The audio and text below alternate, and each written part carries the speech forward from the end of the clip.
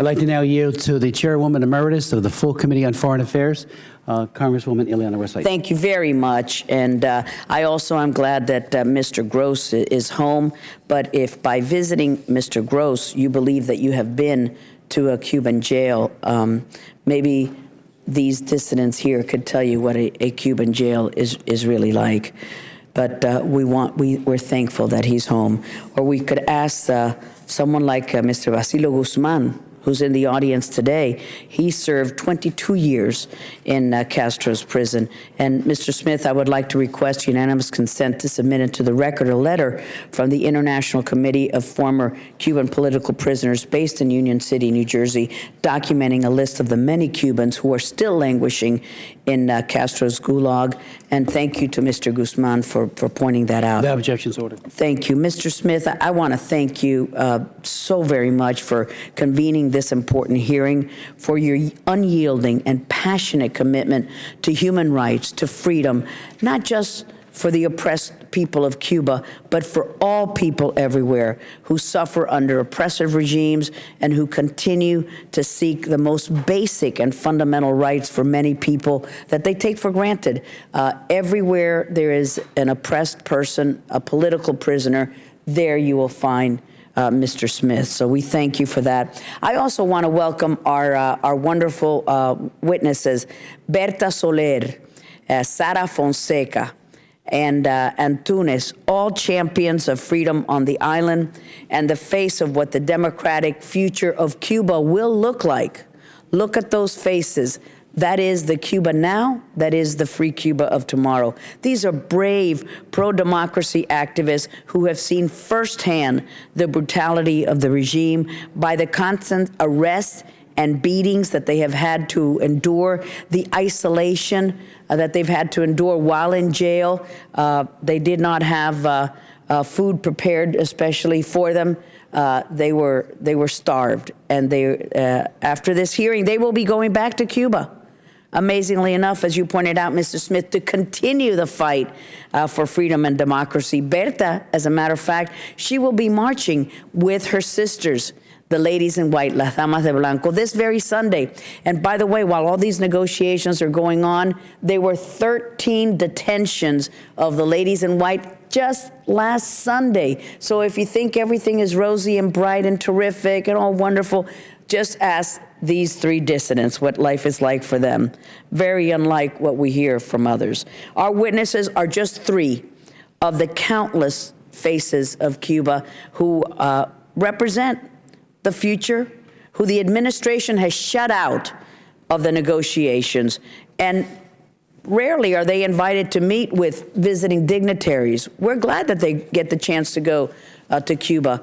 Rarely do they invite dissidents who disagree with this administration. These are the people who have to suffer the consequences of the administration's decisions. It's easy for the president to change this policy in his ivory tower. These are the faces who must now suffer under a Castro regime, re-energized. The regime is re-energized by President Obama's policies, by its injections of cash. The president's December 17th announcement serves to both embolden the regime by implying that it can continue its repressive machinery with impunity. Raul Castro said, "We will not change," and we look the other way. It undercuts and it demoralizes the brave freedom fighters in Cuba who rightfully believe that the U.S. has turned its back on them. But don't confuse the U.S. people with the administration, just like we don't confuse the Castro regime with the people of Cuba. And for what are these negotiations? So that more Americans can travel to Cuba and see what the regime wants them to see. All the while, the regime fills its coffers and we ignore the truth. Because who owns the hotels? The Castro regime. Who runs the hotels? The Castro military. The truth about the Cuban regime is that it is a regime that severely punishes dissidents, even to this day. El Decano was sentenced to a year in prison just last week. A young rapper. A rapper is a threat to this regime. Did he commit a crime? No, his charge was dangerousness, which could lead to a crime.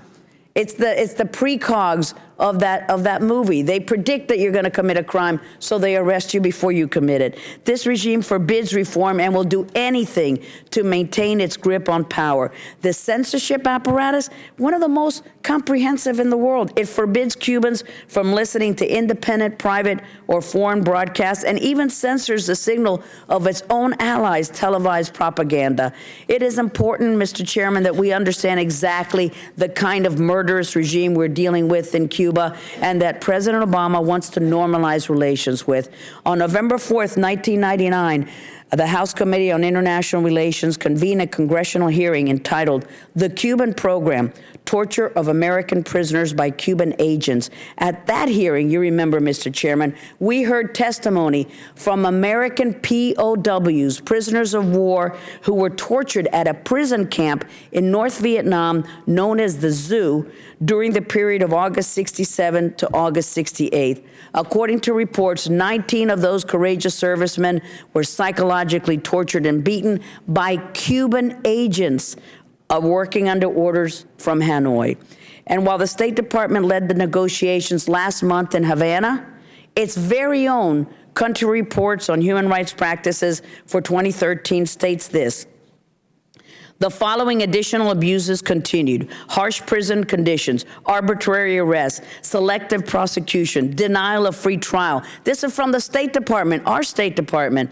They're still negotiating with Castro while this is going on. Authorities interfered with privacy, engaging in pervasive monitoring of private conversations. The government did not respect freedom of speech and press, severely restricted internet access, and maintained a monopoly on media outlets, circumscribed academic freedom, and maintained significant restrictions on the ability of religious groups to meet and worship. Our own State Department, the government refused to recognize independent human rights groups or permit them to function legally. They can tell you about that. In addition, the government continued to prevent workers from forming independent unions. Where are these voices who are so much for independent unions here in the United States?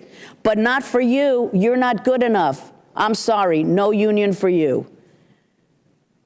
The most human rights abuses were official acts committed at the direction of the government. Our own State Department says this: impunity for the perpetrators remain widespread, end quote, because I could continue.